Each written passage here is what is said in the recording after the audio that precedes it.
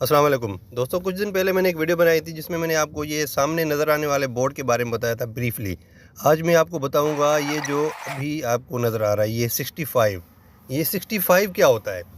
ये भाईजान 65 आपने देखा होगा कि 110 और 120 के बोर्ड लगे होते हैं जिनमें होता ये कि भाई मैक्सिमम स्पीड लिमिट लिखी होती है। ये है 65 मिनिमम स्पीड लिमिट। आपने मिनिमम कितनी स्पीड पे मोटरवे के ऊपर चलना है, ये इस चीज़ का बोर्ड है। ठीक है, तो ये काफ़ी लोगों को पता नहीं है। वो समझते हैं कि भाई बस मैक्सिमम हम जो है वो 110 या 120 तक ही चल सकते हैं, लेकिन कम से कम स्पीड लिमिट भी है क्योंकि मोटरवे एक फास्ट रोड होता है।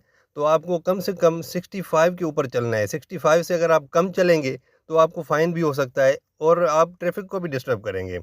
ठीक हो गया? तो ये 65 इस चीज़ का है। तो मैंने सोचा कि आप सब दोस्तों को बता दूं, ये इन्फॉर्मेटिव हो सकता है आपके लिए।